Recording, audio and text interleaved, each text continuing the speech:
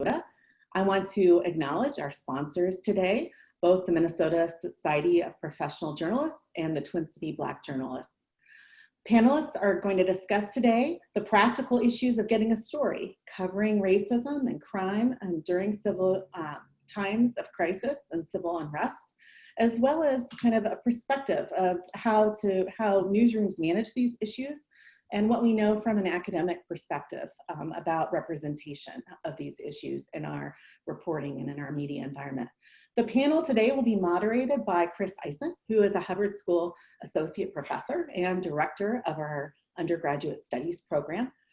Panelists include Duchesne Drew, President of NPR, and I'll note that Duchesne does have to and others on the panel do have appointments to get to, and so we will keep our panel on track. And at the end of this panel today, right around 12:55, I will put up a poll and we will be finished.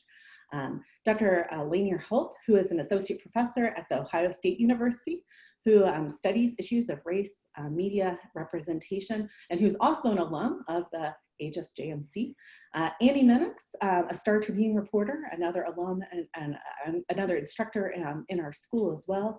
Liz Sawyer, a Star Tribune reporter who's with us, and Chao, another Star Tribune reporter. Before I begin, I'd like to note that we have extended offers to reporters from other newsrooms and from around the Twin Cities for a series of panels that we have. Many couldn't make it today. As many people know, we have a Board of Trustees meeting, a Regents meeting today, and this particular time slot, as well as just this date on short notice was a bit. However, we do plan on focusing a bit on the Star Tribune's coverage, as well as questions more broadly. We will have more panels in the future, as well as this afternoon. All of our sessions are being recorded, and so you are welcome to check back on our website to share them with others. This event is the 5th in a series of town hall events. Today is simply the beginning of a conversation around the issues that we've discussed, and I know that we will have many questions that remain. As the host of the event, I need to go over a few logistics for all of you. First, this is a secure webinar, and you'll notice that we are recording live. Second, our panelists will talk for about 30 minutes or so, answering some prepared questions that we have. However, we are very interested in taking questions from you as audience members. In order to answer or to ask a question of panelists, I want to direct you to drop down to the bottom of your Zoom, the Zoom platform.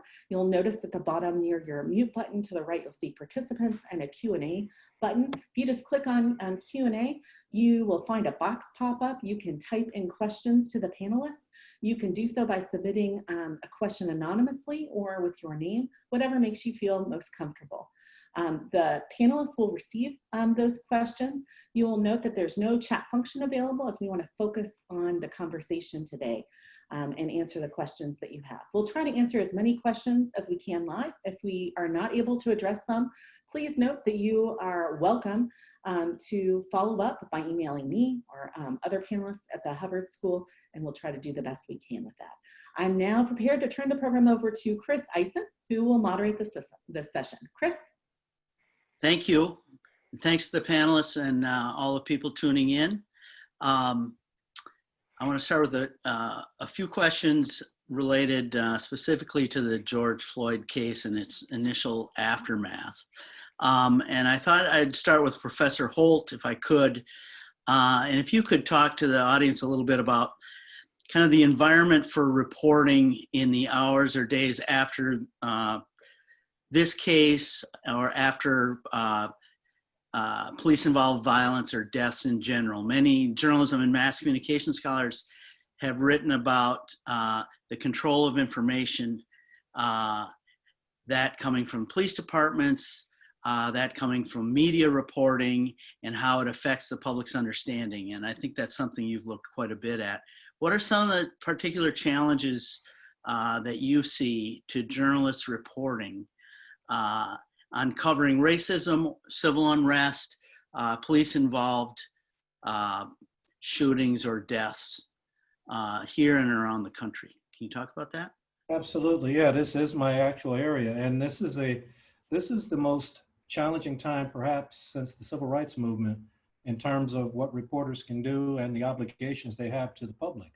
Uh, the media are tasked with a very, and it's probably more complicated now than it was in the civil rights era because, for example, a lot of people think that, you know, the media, especially Black folks, there's this huge distrust of media, but what really happens is very little of what people know about the world comes from their own firsthand experience.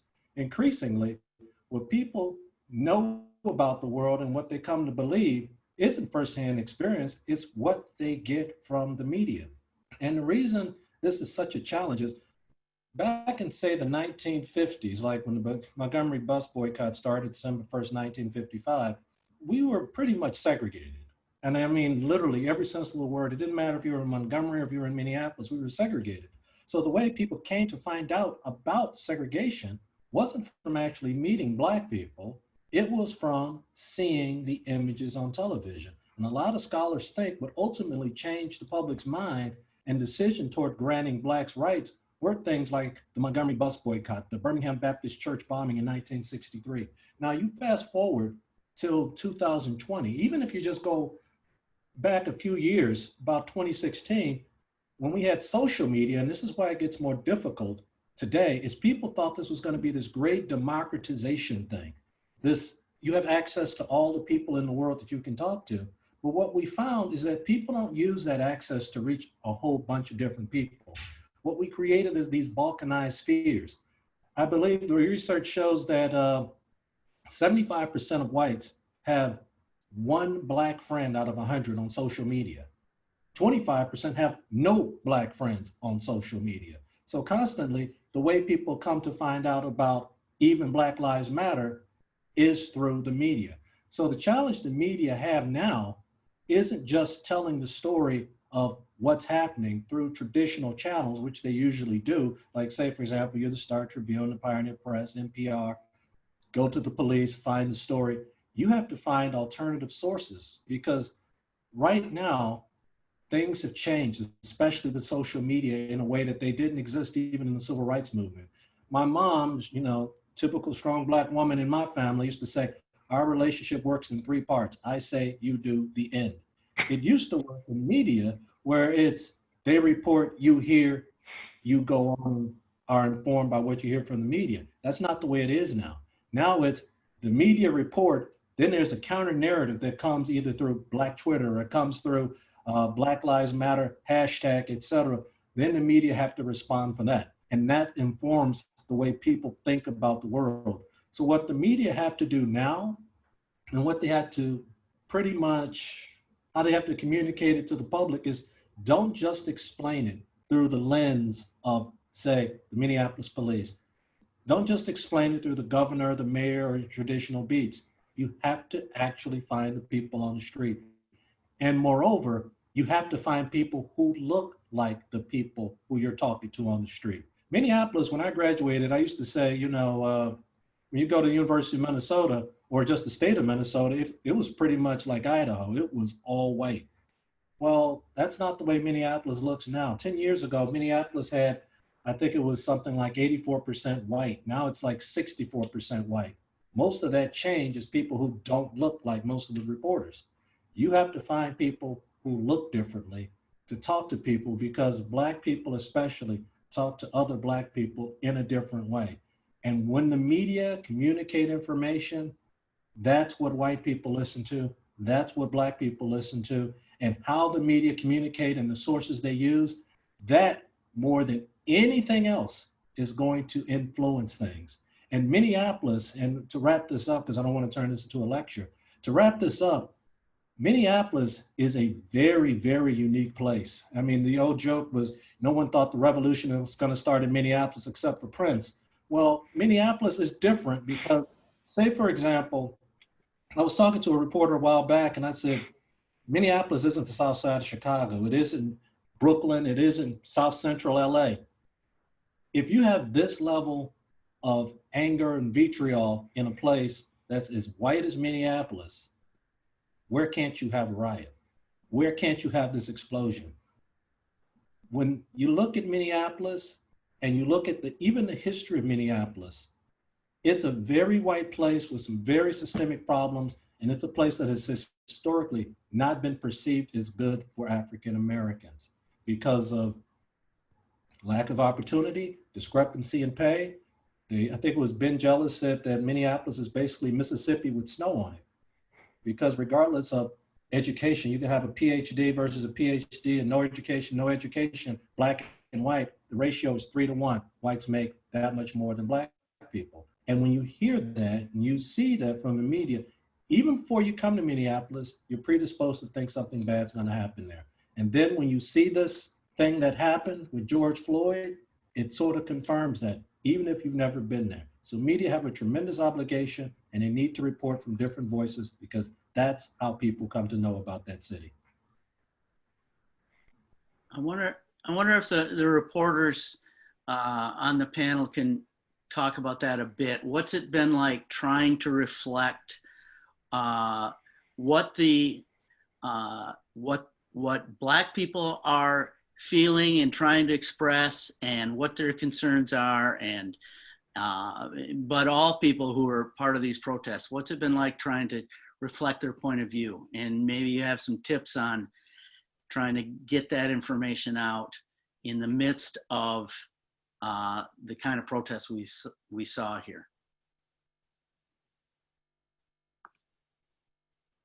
Well, I had an interesting experience because on the Tuesday after George Floyd was killed, I went to the site where he died, 38th in Chicago, and immediately some people were pretty aggressive with me, and they were pointing out that one of the other officers was Asian American as well, and sort of asked me and a WCCO, or maybe Carrie 11 Asian American videographer, like, what are you guys going to do? What is your community going to do as well? So I sort of got dragged into the narrative a little bit, and that was a little bit unusual for me. I'm not used to that, you know, so I just had to sort of take a step back and say, this isn't my time to speak. This is my time to see what your thoughts are about what's going on right now. Yeah. I was going to say, you know, I think there's a tendency, especially among young reporters, to gravitate to quoting the organizers of these events, who are usually, you know, longtime civil rights leaders, social justice leaders in the community. And that's great, but they're in the media all the time. And so when I go and cover these events, I am trying to find the average Joes and a diverse group of people from all walks of life, young and old. I love to quote people who are bringing their young children, and I always ask them what they want their kids to learn from this experience, and that will often bring some of the most interesting quotes about their life experiences. So I think there's an over tendency to quote these organizers, and sometimes the problem is that protesters will tell the media, oh, well, we've designated certain people to talk, and I don't allow that. Like, some people will tell you that you need to go and find other people, because you can't let folks tell you who you have to talk to. Like, you are a reporter, you have to go out and find the regular folks who are representing the real people. Can you guys talk about other challenges? You know, you're out there, you face police who are sometimes being very aggressive. There's violence around in various places. You've got a pandemic. We're in the middle of a pandemic here. What were some of the challenges to just being there and being able to gather basic information in that environment? I can jump in on that one. You guys hear me okay? Yep, go ahead. Yeah, I mean, it's kind of surreal, I think, to be there, especially when the fires are burning and the tear gas is flying, and, you know, you still have to take a moment to, like, it's a weird thing to just stop someone running from tear gas and be like, how did you feel about that? Or, you know what I mean? So I do think we need to sort of be able to adapt to the situation and know it's appropriate and not appropriate. You know, my phone is like a really useful tool for me in those times where you can just maybe put the notebook away and start live streaming or filming what's going on in real time, both as a record for yourself, maybe something you post on social media, or can send to your editor. You know, just like practically, it's just difficult to be like writing up a paragraph when you're really like right in the middle of all that. I think that another barrier for us in terms of getting folks to talk to us is that we're in the same way, you know, when I cover a Trump rally, a lot of people will call us fake news. Like there's a version of that from activists and from the left, where we're not trusted because we're not Unicorn Riot, or we're not some like activist independent media. And that's something that's difficult to overcome, I think, because a lot of it does come from a place of like, well, you haven't, you know, they feel that we have not been covering them very well. Like, you know, there's this whole conversation now about disbanding the police. A lot of people think, well, okay, now you want to talk to me about that, but 4 years ago, after the death of Jamar Clark, and we were calling for the disbanding of the police, you guys treated that as just not really a story. So like, I do think we need to sort of reflect on what we've done well and maybe not so well in the past, but you know, there are just a lot of people. Like, my advice to young journalists in these situations would be, expect that a lot of people are going to not talk to you and are not going to be happy that you're there. And just sort of be able to live with that rejection and just go to the next person and not let it deter you. Because if 1 in 5 people talk to you, which is not, I mean, I think I had a higher success rate than that, but you know, that just means you have to talk to 20 people to get those 4 interviews. That doesn't mean you just pack up and go home. And don't take it personally. You know, it's not about you or not even your organization half the time. It's about this notion of the mainstream media. And, you know, it just proves that we need to work harder, especially in disenfranchised communities, to reach out and have that level of trust. I think that certain reporters are known for doing that well, and it shows. And other people who are parachuting in, only when bad stuff happens, that is really difficult.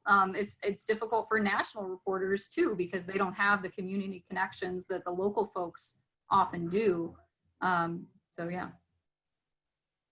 I think also sometimes we don't do ourselves a favor when we sort of focus on the most extreme things happening at these protests or events. I mean, we're going to have to cover the 3rd precinct catching on fire, but like Liz was saying earlier, you want to grab a spectrum of voices, you know, people from all generations and ages, people who are there to help protesters, people who are there to sort of provide aid, whether that's first aid, people who are donating food at the scene. And I think you want to grab a full picture of what's going on, not just the most extreme events, not just the clashes, not just the violence. Yeah, some of what you're getting to is the bigger issue of how we cover minority communities all the time, and there are going to be a lot of questions, and I'll ask Duchesne about this, about getting to the bigger picture, how we're going to cover, you know, the bigger questions of racism in our cities, in our state. These systemic issues that we've all started to talk about a little bit, and this is going to, I assume, be a big challenge. I'm wondering, Duchesne, as a person who leads a newsroom, have you started talking about that, thinking about it, about what it's going to be like, how we're going to cover this kind of issue in the future? Is it going to change how we cover these issues in the future? You know, so I've been in my role now just over a month, and I was talking about this from the day I came in and introduced myself to the room, right? So George Floyd is just the latest name, right, to take up the headlines. We have struggled as a society with race since 1619. We have struggled as an industry with race issues for about as long, I would imagine. And the Twin Cities is in no different place than other parts of the country, and it's just more apparent now, right? And so we have, as an industry and Minnesota Public Radio as an organization, we have work to do on our own internal lenses, right? Our ability to look at the world around us and really understand what we're looking at, and to connect with people in authentic ways out in the community. And that was the case before George Floyd was killed. And so we've got work to do. I think that this underscores the importance of it. I think it puts a little more energy into it. The good and bad of media and journalists who pursue this line of work, oftentimes because we are doing it for all the right reasons in terms of public service, and we see ourselves as open-minded and folks who are there to fight for the little guy, is that we can conflate that with not being racist, and those two things aren't true, right? I mean, the reality is that we can still have work we have to do on our own ability to step out into the communities that we're responsible for covering, and really understand what we're looking at. So it's a couple things, right? There's our ability to really understand and connect with people out in community, and then our ability to tell stories in ways that are going to be both authentic in the eyes of the folks who are living those lives, and relevant and enlightening for folks who may never drive to 30th in Chicago. And so the long-term arc of this has to be that we are weaving these issues into most of the beats that we have, right? We are well aware of the disparities that exist in healthcare and education and law enforcement and environmental issues. I mean, you can kind of insert X here, and we do a better job in some pockets than in others of paying enough attention to it and getting it right, and helping people who are following our coverage understand those issues more deeply. But we're uneven. And to be honest, as I was saying at the beginning of my comments, I think that we aren't as skilled in this arena as we often think we are, and we've got work to do as a profession. Lanier's point earlier about trust, I mean, some of that is just a function of people watching their communities and the issues playing out in their lives on a day in, day out basis, covered, either ignored or covered poorly by mainstream media outlets. And at the same time, there's plenty of coverage that's excellent that goes on every day that often isn't seen because people are wounded and don't have the trust anymore. So I'm certainly committed to both building the skill and the capacity of the folks that I work with to be able to look with clearer eyes on the communities and the topics we're covering, and also to be out community, making sure we're building the kinds of relationships that make people want to turn to us to get their news and their information, and to believe that we're more than well-intentioned, we're capable. Thanks, Duchesne. I want to remind people that you can hit the Q&A feature and write down questions you have for the panelists. So I want to get to those soon. Duchesne, do you think your staff is ready to embrace that challenge, or do they see that need too? I think most of them do. I think the challenge is so often they think you're talking about the person in the chair next to them, right? They've got enough of it figured out. We all have to work on it. I'm 53. I've been Black all my life. I work on these issues, okay? And so I feel very strongly that in such a diverse and dynamic world, we all have things we don't understand as well as we need to, especially in this line of work, right? We all have our biases. We all have the quick judgments that we make.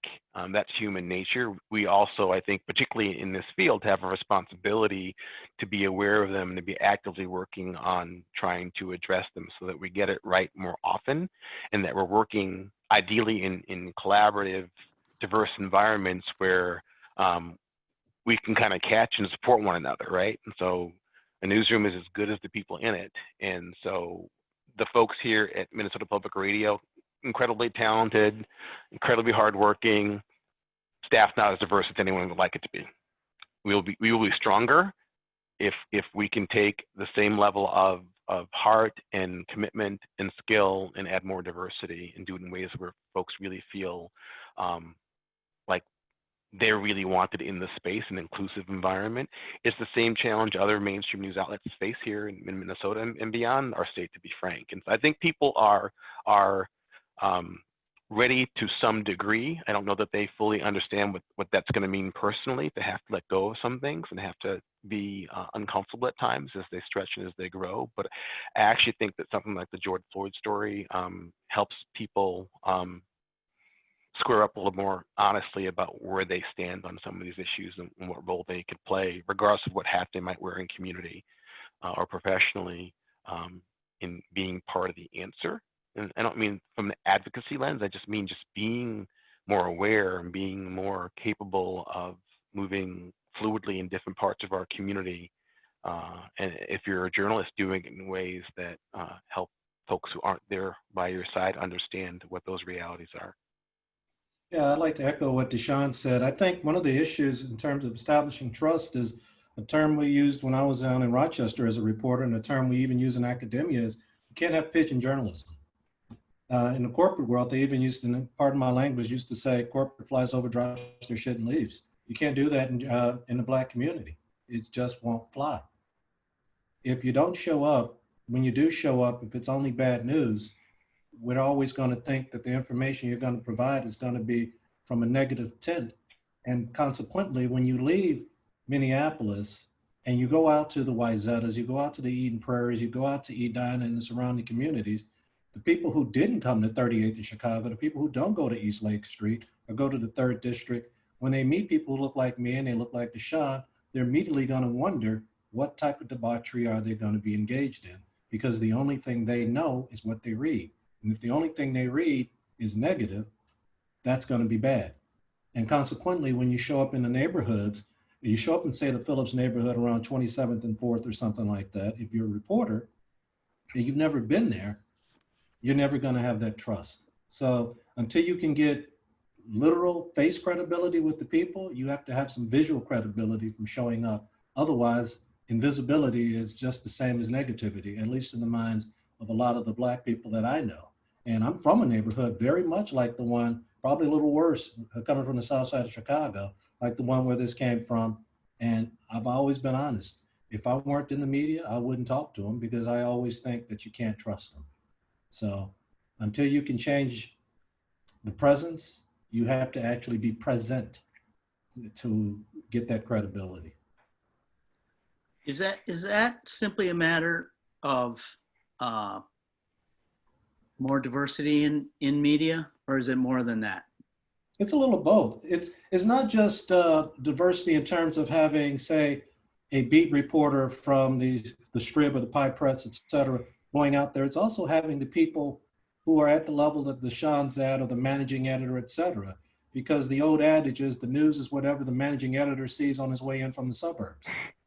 If that's the vernacular, if that's what you're actually thinking, if you can send anybody out there and they're going to get the same story. So you have to have some different opinions at multiple levels. So some people can look at some of these things and say, you need to get a different angle on this, or you need to talk to some different people. I mean, even when you look at, say, some panels, you should say, how come you haven't talked to this person? How come this person hasn't been spoken? They're right there.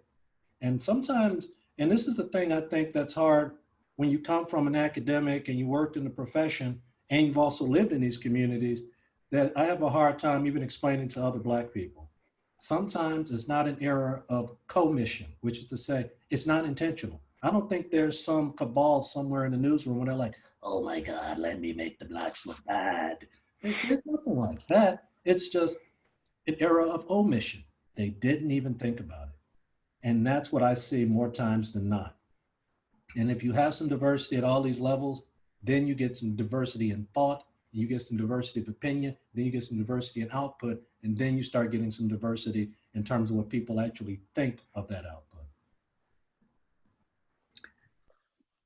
I wanted to switch to a different thing here. And may I direct this to Andy, because I've been interested in this issue. I know that during your protest coverage, you have been confronted by both police and protesters at times, and at times the issues with protesters have been about reporting on what you have seen during the protest and photos you've taken during the protest. Can you talk a little bit about what you faced regarding that and how you've dealt with it? Yeah. So I was actually doxxed on Twitter. You know, meaning my address and phone number were posted in the first week in the first week of the protests, when the riots were starting, because I was there on Tuesday, so the first day of the protests, which, as you say, I was tear gassed and shot with a rubber bullet by the police.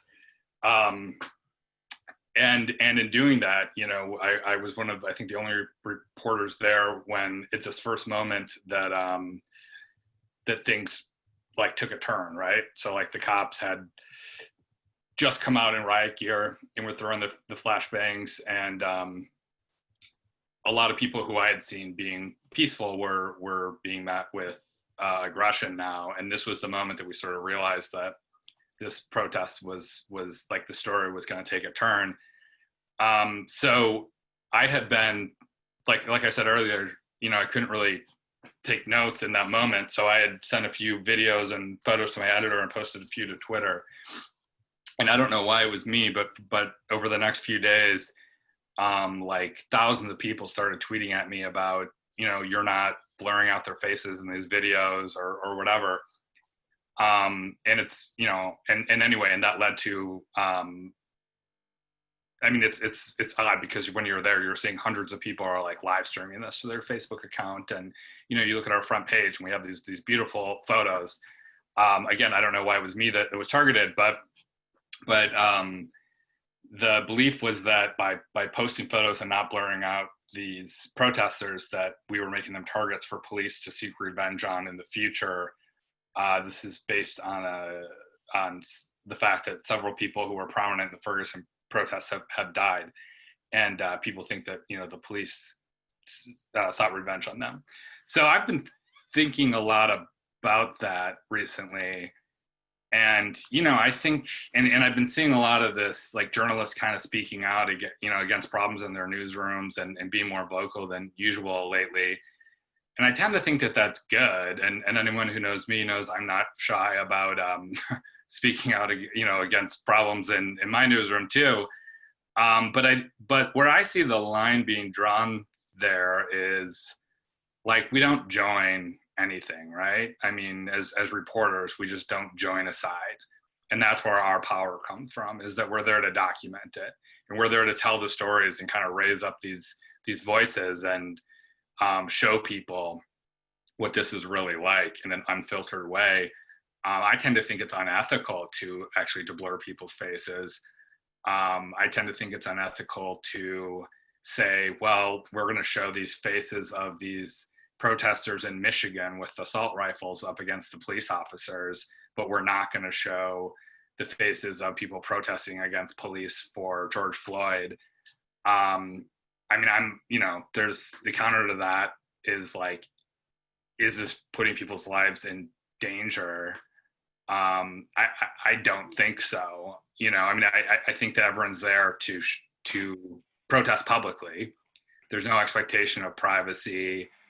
But I guess, like, having read a lot about what happened at Ferguson, it just doesn't really hold true to me that there's enough evidence to believe that by simply posting a video of a peaceful protester being tear gassed, then that protester his life is going to be in danger. So yeah, that's sort of where I come out on this is, it's our job to document these things and show people what happens. And all, like, obviously every situation is different and there are ethical considerations and legal considerations, but, like, having done all that math, I don't see any reason why any journalist should do anything differently. Even if it was rather uncomfortable to be, getting people calling me at 3 a.m. saying they're coming to my house to murder my wife. And what makes sense about all of this is, like Andy said, I mean, 95% of the people who attend these things, even after dark, are live streaming. No one is blurring faces. Unicorn Riot, citizen journalists are not blurring faces. It's all raw video. And so people love to pile on to the mainstream media and say that we're endangering lives, but it's like, if you don't think that your identity is out there from thousands of videos that you're in, like your full face is in, that's why people will, you know, wear masks. And I think it's really less about COVID right now than people not wanting their identities out there. And also the police have the technology to figure out who you are without any of the media. So the truth is, if you don't want to be publicly identified in a public place, then you have to take those steps. But it's not on the journalists to do that. Yeah, and sorry not to hijack this, but I do just want to add on to what Liz said there. Like, okay, when you're outside a police precinct, and if you don't think that there aren't other cameras out there that the police have access to, it's like they don't need any help from me. And in fact, there are drones. There's all this technology left over from the Super Bowl, you know, voice activation, face recognition, stuff like that that's being used. I mean, the least of your worries is like my Twitter account, if you're about. And that's the other thing. These weren't appearing in the paper. These were literally just on Twitter, so I could show people in real time what was happening, which most people appreciated. And just one other thing that I'll say about this is, as I've been reflecting on it, what was troubling to me was that there were some people who were in some way like journalists or journalists adjacent who were kind of piling on to criticizing me, including one photo editor for, I think, Outside Magazine, who said that I was murdering innocent people for clout. And that to me is like, we kind of have to like band together on some issues, right? Because it's like, I liken it to saying, people who don't know that much about the media hear that and think like, okay, this isn't what journalists do. This is what bad journalists do, right? Like the same way that when we hear about a police misconduct and an officer says, that's a bad police officer. This isn't just like how policing works. So I think that actually sort of compounded the, whatever the vitriol was against me in particular. So yeah, I think like as journalists, we need to sort of have this conversation and figure out where we stand on these types of issues. Xiong, can you comment on that a little bit? Do you see is there a case to be made for blurring out faces during a public protest? Not for mainstream media, there's not. You know, people are in a public space and you know, whether they want to stay home or come out and put on a mask so they can protect or limit the likelihood that their identity is discovered, then those are things that they should take ownership of. I mean, the point that Liz made is spot on. I mean, if there are 1,000 people, there are probably 900 cameras taking stills and shooting video, much of it live today. And so the presumption that you can go to something like this and not have anybody snap a still or moving image of you is highly unlikely. And if you care that much about it, then either I think you stay home or you cover up. And if you're, you know, committing a crime, and by that I mean like if you're torching a building, I mean certainly people have the right to and should exercise their right to free speech. But if they're actively breaking the law, that's on them if they're not smart enough to put a mask on first, or to choose just not to do that because they're not doing it, you know, on a street that's empty. Yeah, that's filled with people. From an academic perspective, I'm trying to think of the case because one of the classes I teach is First Amendment law. The case is probably because it's summertime and I've been on a psychological hiatus. There's a case that talks about the fact that if you're in public, you should not have a reasonable in doing something in public. There's no reasonable expectation that you're guaranteed privacy. Right. I mean, the line gets a little blurry if you're, say, a public versus a private figure, but that's mainly with regard to speech, if memory serves me correct. So if you're in public and you're doing something, you sort of, I mean, that's on you. There's a lot of reasons people wear masks, but that's always been the case, even before this thing. So I don't think, Andy, I think they're piling on you because they would be piling on you anyway, to be point blank honest. If it weren't this, it'd be something else. You could be out covering an LGBT thing. You could be out covering a parade. If they were gonna pile on you, these are the people who are gonna pile on you anyway. The attention I tend to attract. Yeah, I remember those days. It's always weird to me that I remember when people would tell me when I was a reporter, yeah, I don't want to talk to you, and then they'd go talk to the TV station. I'm like, What the hell? Goldston County. But anyway, that's a different story. We have a good question from the audience here. And I'll throw this out to anybody. Editors are based in the newsroom, reporters are out in the field. Oh, I'd like to answer this question myself, but I won't. Covering breaking news or building source relationships that are working on longer stories. Panelists have talked about broadening use of sources. Talk about the challenges of editors and reporters coming to terms on what the news is and what story angles need to be pursued. I think this question might be getting a little bit at what's the interaction like in reporters and editors trying to determine this together. Or if there are fights about it, or if there are think that some of your story ideas aren't appreciated enough, or vice versa. Maybe I'm over-interpreting, I don't know. I'm happy to answer that. I knew you would be. We talk about it a lot in our newsroom, and I don't know if Chao and Liz would agree with this, but there's like a dissonance between the like twice a year roundtable discussion and then the like day-to-day, I guess. So I feel like there's often this moment where you're like, didn't we have the same conversation last year? And, you know, why didn't it get better? And it's like, I don't know, there's this like way to sit there and philosophically identify these problems. And it's like another thing to sort of solve them on the ground. I mean, I think that I think every reporter in this room is pretty good at sort of realizing that you need to have a deep bench of sources, and they need to be, you know, people from different backgrounds and different races with different perspectives. And I think we're all pretty good at that. Not to say that we couldn't be better. I have my class read this Edna Buchanan piece where she says the 3 rules of dealing with an editor are never trust an editor, never trust an editor, and never trust an editor. And so that's, I don't know, that's the lens in which I think we try to, it's kind of on us. Like the person who asked this question said, it's like, we're the ones out there talking to these sources. Very rarely am I gonna turn in a story and my editor is gonna be like, you know, you need to go out and find a person of color, or, I mean, depending on the context, they may. But you know, I think that is more on us if we actually want to see it change as reporters, and some are better at it than others. Well, I didn't want to get myself in trouble, but since Andy's there, I mean, luckily Andy, Chao, and I all have a fantastic editor. You know, we are on the same public safety team, and what makes Abby so good, our editor, is that she's so recently a reporter. You know, she has not forgotten what it's like to be in the field.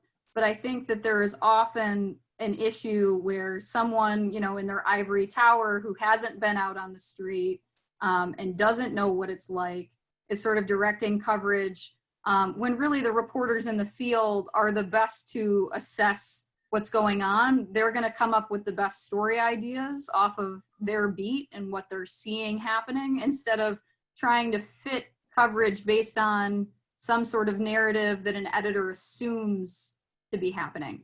Now, that's not the case with every editor. I think we have some good ones, but you know, it's often, that's where the friction comes in, is it's like, this is what reporters see and this is what editors want. And I'm sure Duchesne has some poignant thoughts on that. Well, I'll start by saying I hired your editor, so you're welcome. Yeah. But beyond that, yeah, I think that editors have an important role to play. And I think oftentimes it's just asking good questions, right? Trying to make sure that their reporters are thinking about stuff as broadly as possible, which isn't always directing. Like I said, I think done well, it's a partnership, right? So thinking about what are the different dimensions, how does this fit into the larger story? And it's an important role an editor can play at times in making sure we're taking, you know, a longer view at whatever the topic is, and making sure we're considering that, whether it's for the story of the moment or how it fits into other stories that we've recently done or that we're going to be doing, just to make sure that there's not just a balance, but covering enough terrain there.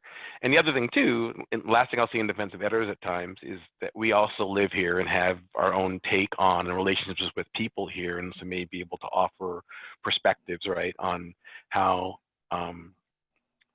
parts of our community are perceiving stuff. It's not unlike the point that Lanier was making earlier. I don't assume that I have more Black friends than anybody else on the call, but there's a pretty good odds that I do, right? Which doesn't make me all-knowing, right? That's not what I'm trying to suggest.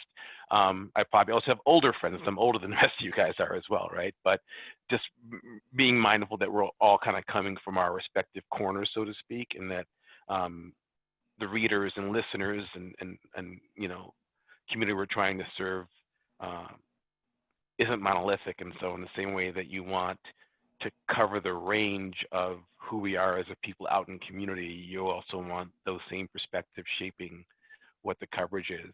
And so you're going to have some different questions and some different perspectives coming from someone in his early 50s, and you might have someone coming, you know, from her early 30s, say, and both those things have to live together and work together to produce coverage over time.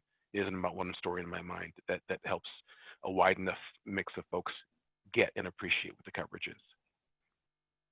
I just wanted to chime in quickly here. I think in the aftermath of the George Floyd case, we've had a lot of good communication between editors and reporters, and a lot of editors kind of trusting reporters on the ground to pitch enterprise and bigger story ideas. But I think historically, large newsrooms are so stratified, it's often difficult to have that free flow communication on a day-to-day basis when something like this is not going on. And that's kind of what leads us to hit these walls and hurdles with the community who don't feel represented, because maybe when there's not a George Floyd situation, these ideas aren't going to get greenlit, or they're not going to get the space, or they're not going to get the play that they deserve. And then we get to this point all of a sudden where the community doesn't trust us. And I think that's the issue to address, not necessarily what's going on right now in terms of that relationship in the aftermath, but longer term and historically, I do think there's a tendency to sort of want to control the news from the top down instead of the bottom up. I think we have, thank you. I think we have a few minutes left, so if you want to get your questions in, jump in there. I have one that I have been thinking about a lot, and I think a lot of newsrooms have, and I think any of you would be able to jump in on this from maybe different angles, but I know that a lot of people in a lot of newsrooms across the country right now are talking a lot about what's allowable, what positions are allowable to take right now. Reporters feeling a need or an obligation to express their views about police brutality, about racism, about Black Lives Matter, and questions about whether that's okay, whether that violates our sense of impartiality, whether it's going to make us look biased in some way, what we can stipulate to that we can take a position on and what we can't. Are people seeing that in your newsrooms or hearing it out there? Is it as hard a question as I have tended to think it is, or should it be simpler?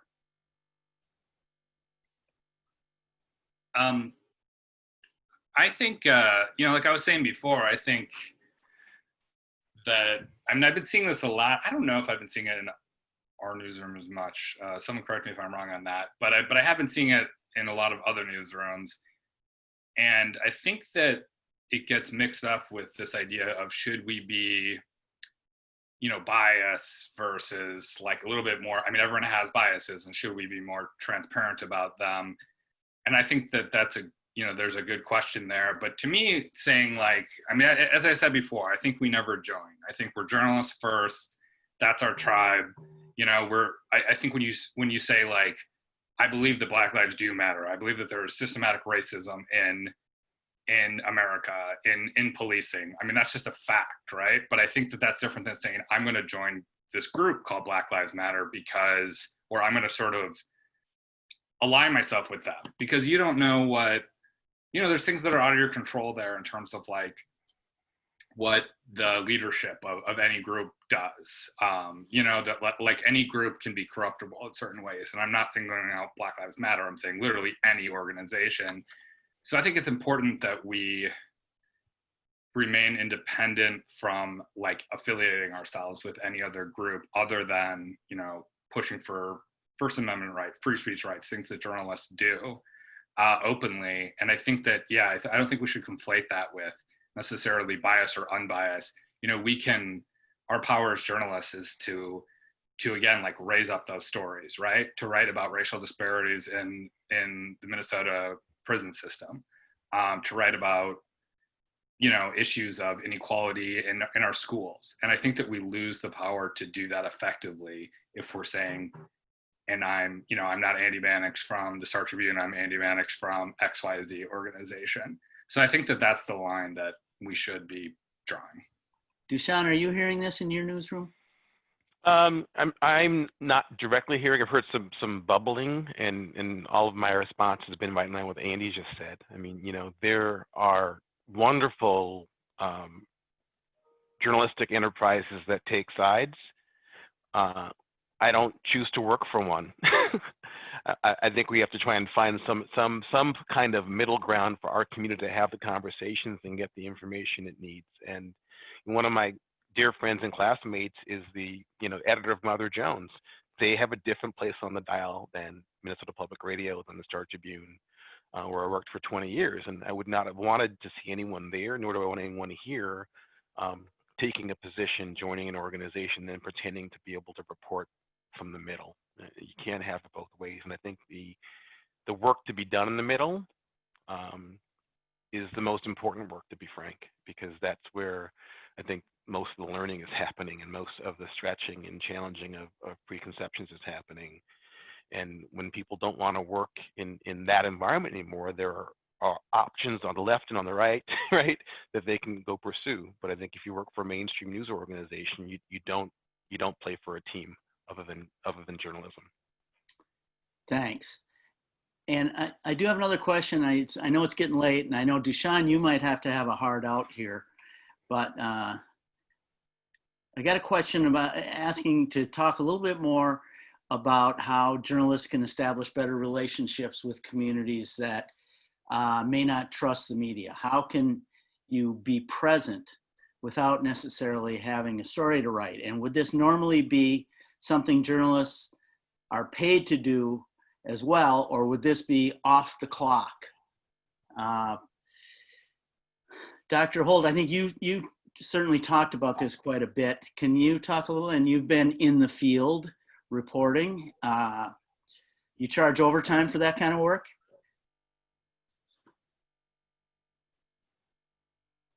Wish I could charge period for that sort of work.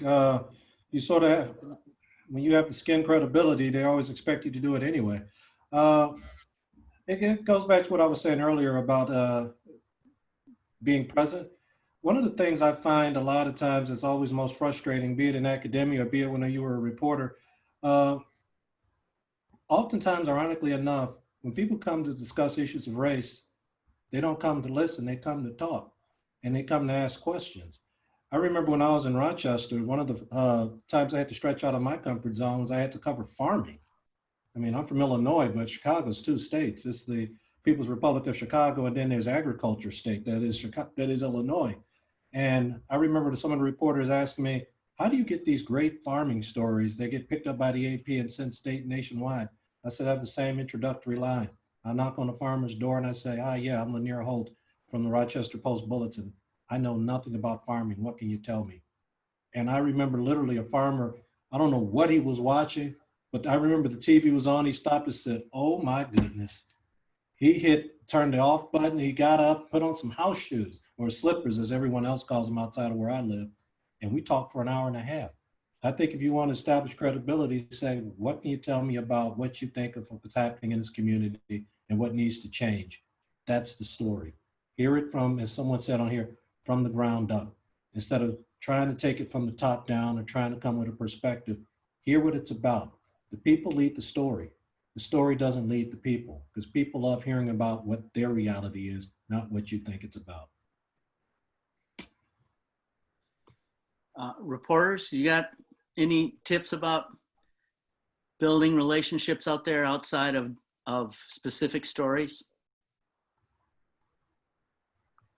I mean, I think that you need to go to communities and events when you don't have a specific story to do. You know, I think that some of our best reporters, you know, our colleague Laborde Jani, he is one of the best crime reporters in the Midwest, I think, and he spends so much of his time building relationships with folks that have nothing to do with cops and crime. I mean, he shows up to North High football games, and that's just part of his community building. You know, he's not only there when bad things are happening, but people certainly feel more comfortable talking to him about those bad things because they know that he cares about these ripple effects and about their regular lives.